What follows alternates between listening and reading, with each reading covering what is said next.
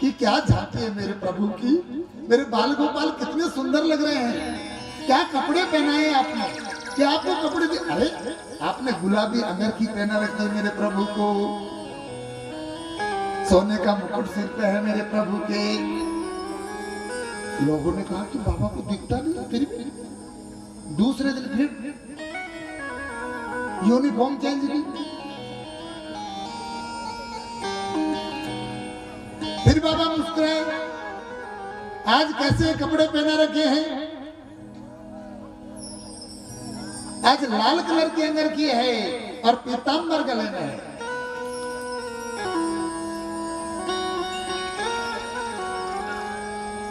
लोगों ने कहा कि गजब हो गया। तीसरे दिन बाबा फिर आए और बाबा देख करके खिलखिला करके हंसे। पुजारी ने पूछा कि बता आज कौन सी जाती है? आज मेरे भगवान नंगे पुंगे हैं। बोल सूरदास बाबा की। तब लोगों को पता चला कि वास्तव में ही बाबा सूरदास को परमात्मा के दर्शन होते हैं साहब।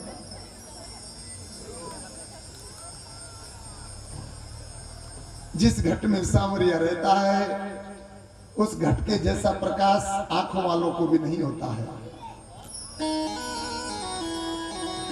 जिस दिल में न पैदा दर्द हुआ वो जाने पीर पलाई क्या। मेरे राम प्रेम के प्यासे हैं।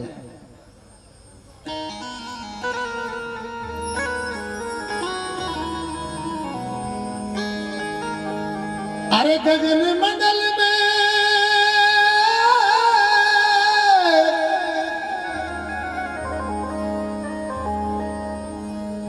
अरे अमृत सरवर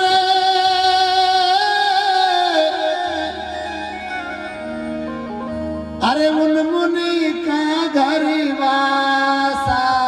अरे कोई पियो न राम रस प्यासा। अरे कोई पियो न हरे रस प्यासा।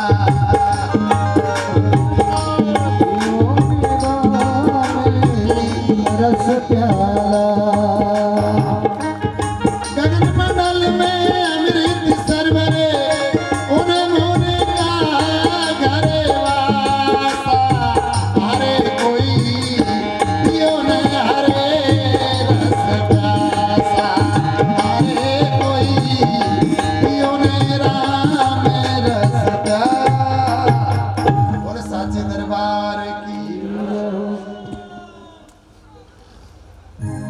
उल्टे नाम जपत जग जाना वाल्मीकि भय। ऐसे नहीं हो गए कि मरा मरा जपा है। ऐसे कहने वाले लोग तुम्हें पागल बना रहे हैं।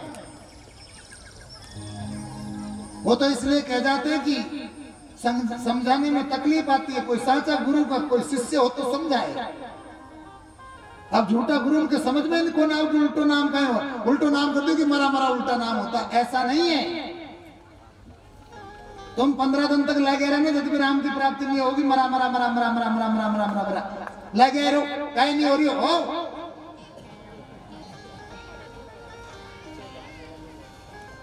गगन मंडल में अमृत सरवर उन मुनि का घर वासा। हरे कोई पियो राम रस प्यासा। ये पिया है बाबा वाल्मीकि ने। खेचरी मुद्रा के द्वारा अपने को उल्टा करके और जब समाधि योग में गाय के घी से जीभ को 1 फीट बाहर तक आए इतनी लंबी की है। उल्टा नाम सुनेंगे आप। खेचरी मुद्रा के द्वारा 5 प्रकार की मुद्रा होती है। उसमें खेचरी मुद्रा के द्वारा बाबा वाल्मीकि ने गाय के लोने घीसू जीभ पर लगा के उसको वर्षों तक खींची। खींचते खींचते जिव्या जब 1 फीट बाहर आने लग गई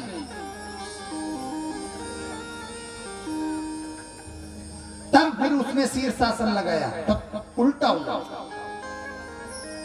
शीर्षासन लगाने के बाद में जिह्वा को पलट करके और ब्रह्मरंध्र में पहुंचाई।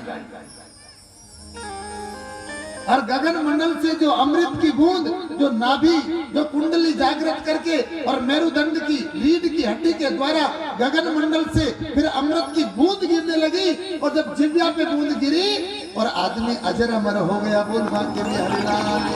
इसका नाम है उल्टा नाम।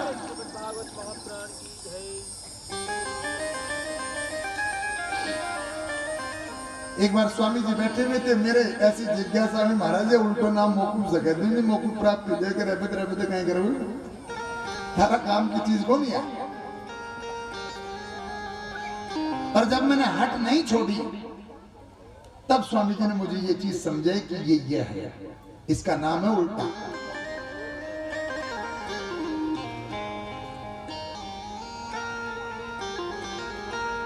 राम ही केवल प्रेम प्यारा, जान ले वो कोई जान निहारा। चित्रकूट में भगवान प्रेम से रहने लगे। लखनलाल जी प्रभु राम मां जानकी की सेवा में रात दिन रत रहते हैं। रात को जब सीताराम कुटिया में विश्राम करते हैं, लखनलाल धनुष बाण लेकर के रात भर पहरा देता है, क्योंकि 14 साल नहीं सोने का व्रत धारण कर रखा है। रामचंद्र भगवान की जय। अरे आने वाली पीढ़ियां है ना, इस बात को सच नहीं मानेगी कि कोई देवर भाभी के लिए ऐसे जी गया होगा। ये कहेंगे कि सब झूठ बोलते हैं।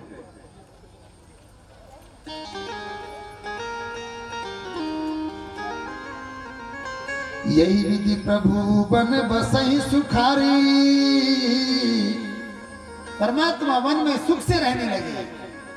अरे खग मृग सुर तापस हितकारी। मेरे प्रभु राम खग मृग जीव जंतु जलचर थलचर नभचर इंडज पिंडज जरायुज उदभिज सबका कल्याण करने के लिए जंगल में बैठे हुए आनंद की अनुभूति करते हैं। योनि तो 4 ही है, 84 लाख स्वभाव है। इंडज पिंडज जरायुज और उद्भिज। अंडा से पैदा हो बड़ी, पिंड से पैदा हो बड़ी, पसीना से पैदा हो बड़ी, और इन दोनों से पैदा होने वाले ये 4 खान है और 84 लाख स्वभाव है। क्या क्या खूबसूरती से बाबा तुलसी बताते हैं। अब हम पलट करके चित्रकूट में भगवान राम प्रसन्नता के साथ में रह रहे हैं, और हम रामचरितमानस की इस राम कथा में एक जबरदस्त मोड़ लाते हैं। निषाद राज से कहा कि भैया अब हम आराम से रह रहे हैं, आप जाओ और अब आप जाकर के अपना राज्य संभालो। अरे फिर हम निषादु प्रभु पहुंचाए। अरे सच विषय रत देखे सियाई। निषाद राम को रघुराई ने वापस श्रृंगवेरपुर भेजा। श्रृंगवेरपुर में जब निषाद राज आए तो निषाद राज ने देखा कि सुमंत जी महाराज रथ लेकर के अभी वहीं खड़े हैं जहां राम छोड़ करके गए हैं। सुमंत रथ के पहिए के पास में बैठे बैठे रो रहे हैं।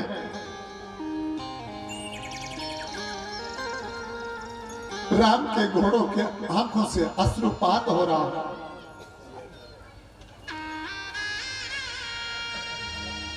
मंत्री को विकल स्थिति में देख करके निषाद राज ने सुमंत जी को उठाया, हाथ जोड़ करके कहा कि बाबा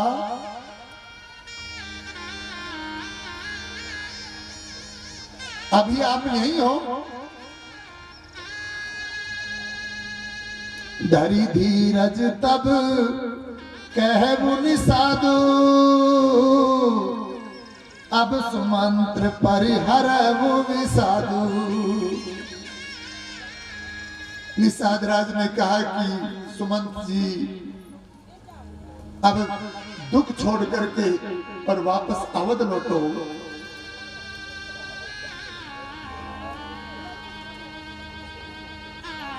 निषाद राज की आंखों के आंसू नहीं टूटते हैं। सुमंत भी रोने लगे, निषाद भी रोने लगे। राम के घोड़े, जिधर राम की आवाज आती है उधर ही देख देख करके रोने लगते हैं साहब।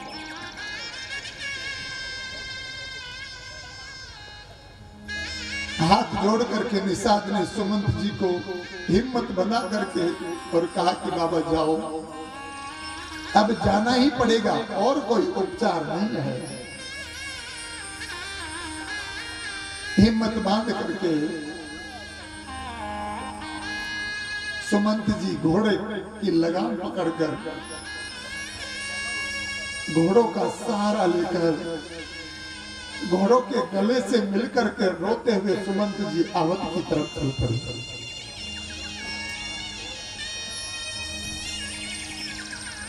सुमंत जी मन में विचार करने लगे कि मेरे प्राण क्यों नहीं निकल रहे हैं प्रभु।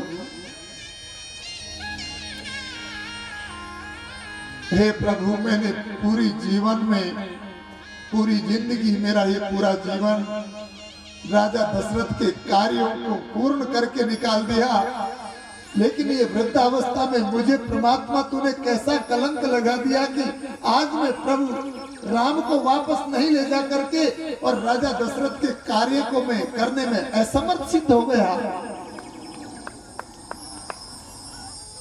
जिस राजा दशरथ के कार्य को मैं प्रसन्नता के साथ पूर्ण करता, आज आंखों में आंसू भर करके भी पूरा नहीं कर पा रहा हूं। सुमंत का हृदय बरस पड़ा। कहीं सुमंत बैठता है, कहीं घोड़ों को पकड़ता है, कहीं रथ के पहिए पकड़ करके घोड़ों को रोकता है। कैसे जाऊंगा, क्या मुख दिखलाऊंगा राजा महाराज दशरथ को।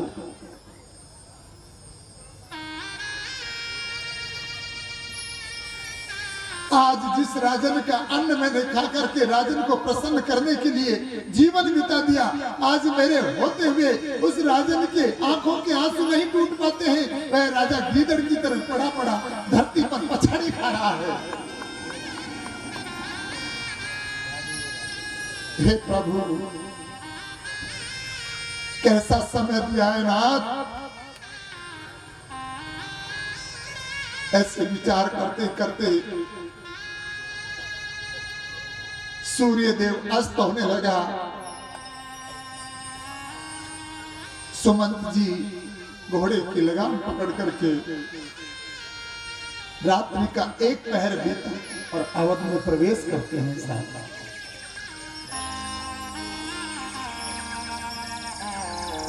जैसे ही अवध में प्रवेश किया, अवध के लोग दौड़ करके और रथ को पकड़ते हैं और पर्दे हटा कर देखते हैं। और जैसे ही पर्दे हटा कर देखे, सारे अवध के लोग जोर जोर से रुदन करने लगे। राम नहीं आए, राम नहीं आए।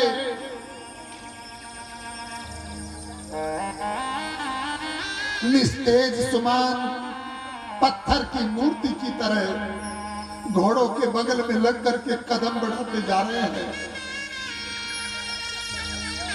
मां कौशल्या दरवाजे पर खड़ी खड़ी जब सुमंत और रथ को देखती है तो दौड़ करके मां कौशल्या ने पर्दे दूर किए और खाली रथ को देख करके मां कौशल्या बेहोश होकर धरातल पर ध्यान से गिर गई।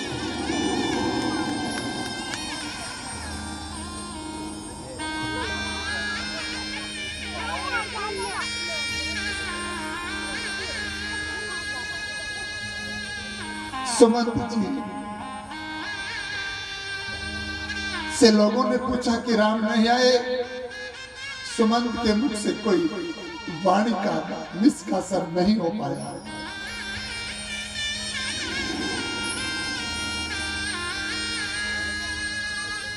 अवध भुआल महाराज दशरथ को पता लगा कि सुमंत जी आ गए हैं। सुमंत जी महाराज के रथ महल में पहुंचे। अब महाराज कौशल्या के महल में है।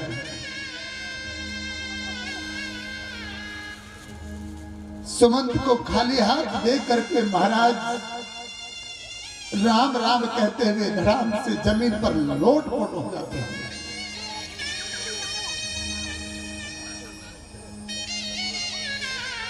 हे राम, सुमंत ने हाथ जोड़ करके चरण पकड़ लिए जाते। सुमंत ने कहा, महाराज चाहे मृत्यु दंड दे दो, मुझे तकलीफ नहीं, लेकिन ये तुम्हारा दास जो जीवन भर का साथ रहा, ये दास तुम्हारी परीक्षाओं पर खरा नहीं उतरा महाराज, खरा नहीं उतरा। आज सुमंत को मंत्री होने का कोई अधिकार नहीं है। मैं ऐसे मंत्री पद से त्याग पत्र देता हूं जिसमें महाराज का काम करने में मैं असमर्थ रहा। और सुमंत जमीन पर गिर पड़ते हैं। राजा दशरथ हिम्मत बांध कर सुमंत को हृदय से लगाते हैं। राजा दशरथ ने कहा कि क्या मेरी जानकी भी नहीं आई?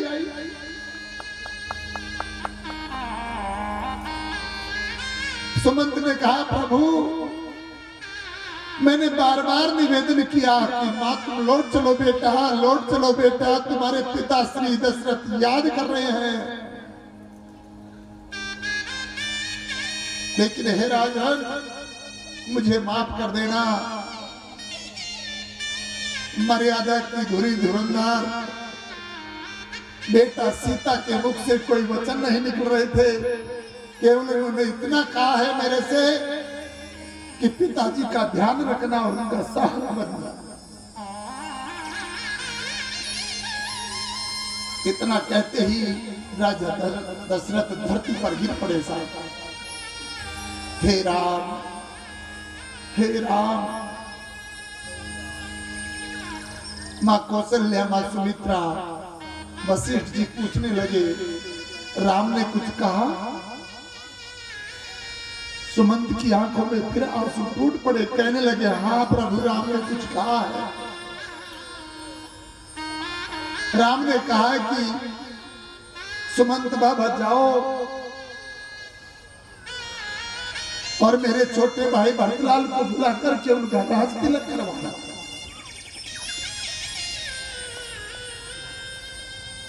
और उन्होंने कहा है कि गुरुवर, उन्होंने संदेश भेजा है कि जब मेरे भाई भरत का राज सिंहासन बैठ करके राज तिलक हो रहा हो, उसकी सूचना तुम चित्रकूट तक जरूर पहुंचाना, ताकि मैं मेरे छोटे भाई के राज सिंहासन पर बैठने की खुशियां हमारी कुटी को सजा करके और खुशियां मनाएंगे, पटाखे चलाएंगे, जश्न मनाएंगे कि आज मेरे भाई भरत का राज तिलकावध में हो रहा है। ये संदेश भेजा है राम ने। राम ने कहा है कि मां का ध्यान रखना। ए सुमंत जी, पिताजी की हालत ठीक नहीं है, उसे संभाल करके रखना। और महाराज दशरथ पूछने लगे कि मेरा लखन का नाम लेते ही सुमित्रा की आंखों में आंसू आ।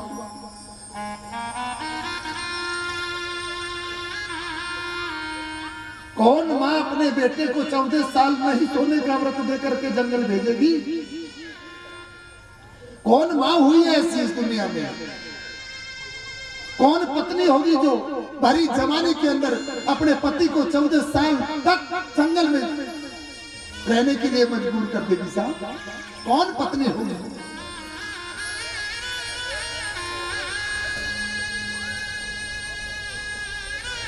सुमंत जी कहने लगे, हे अन्नदाता, मेरी गलती को माफ कर देना। जब राम मुझे विदा कर रहे थे तब लखन ने कुछ कठोर वचन कहे थे, लेकिन आपके रघुवंश के मर्यादा पुरुषोत्तम राम ने मुझे सौगंध दिया है कि भूल के भी लखन की वाणी को मेरे पिताजी के कानों तक मत पहुंचाना। मेरा हाथ जोड़कर निवेदन है, इसलिए मैं उस वाणी को आपको नहीं सुना सकता हूं। मुझे प्रभु राम की सौगंध है।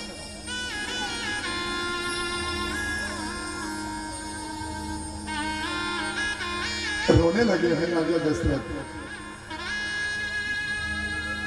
रो रो करके बेहाल है।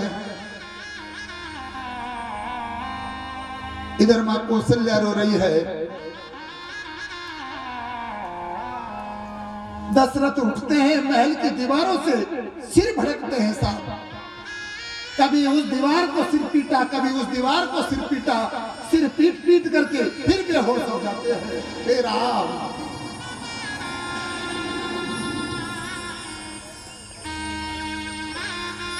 पिता पुत्र के प्रेम को रामचरितमानस की जो मर्यादा में बखाना गया है। हे राम, कौशल्या महाराज दशरथ को संभालती है। कौशल्या की गोद में सिर रख करके राजा दशरथ हे राम की पैर लगाते हैं। कौशल्या की आंखों से अश्रुपात होने लगते हैं। तो सुमित्रा मां जाकर के कौशल्या को संभालती है।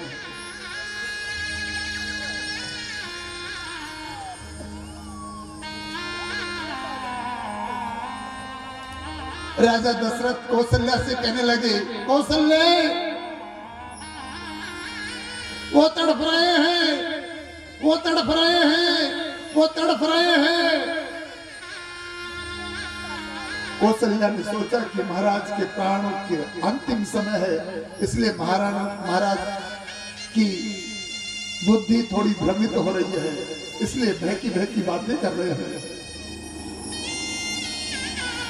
महाराज दशरथ महल के दरवाजे से दौड़कर बाहर निकलते और धड़ाम से गिरते। कौशल्या मुझे बचा लो, मुझे बचा लो, वो अभिशाप दे रहे हैं मुझे, वो तड़प रहे हैं कौशल्या, वो तड़प रहे हैं कौशल्या। कौशल्या ने कहा, महाराज बात क्या है? महाराज कौशल्या के गोदी में सिर रख करके कहने लगे, जब मैं जवान था कौशल्या, मेरे कोई पुत्र नहीं था कौशल्या, पुत्र के वियोग में वे मन में गया कौशल्या।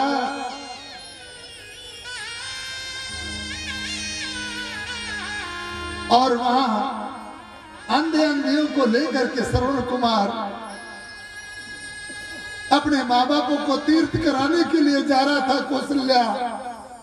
ये बात मैंने आज तक किसी को नहीं बताई कौशल्या। मैं पुत्र के वियोग में गया, वो माँ बापों के प्यासे होने के कारण करमंडल लेकर के जल भरने के लिए आया।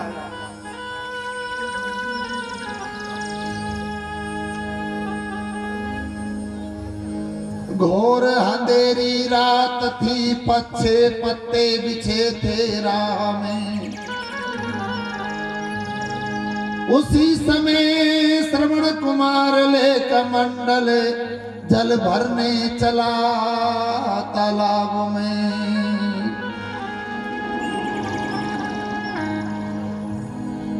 पैर की आहट सुन मैंने तीर धर लियो चाप में।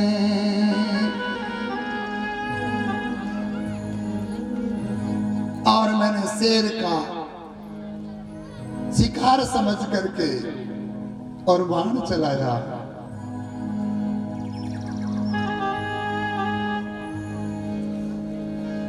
और जैसे मैंने शब्द भेदी बाण चलाया, कौशल्या श्रवण कुमार के हृदय में जाकर के लगा। श्रवण कुमार के मुख से हाय शब्द निकला। आहा हाय का शब्द सुनकर राजा दशरथ वहां पर आ गया। श्रवण कुमार को देख कर राजा मन में घबरा गया।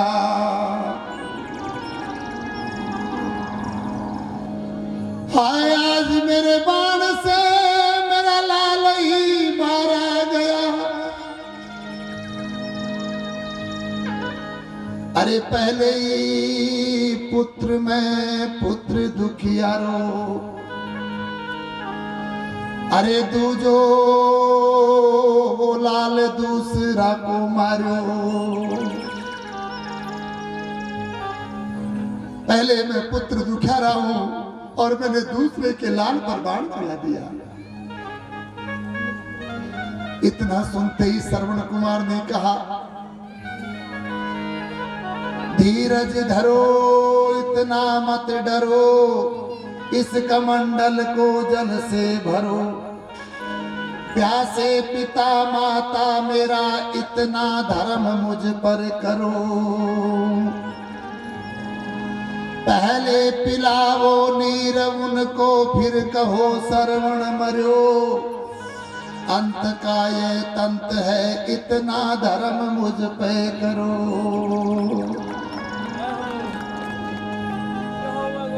लेकर कमंडल हाथ में, भर पल को मैं नीरी।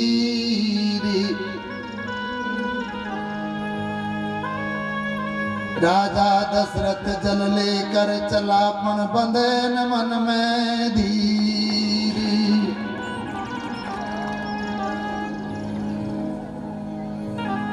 अरे ले कमंडल हाथ में जब धर्यो, हाथ में नीर। कहो बेटा क्यों घबरा रहे हो, थारो थर थर कांप रहो शरीर।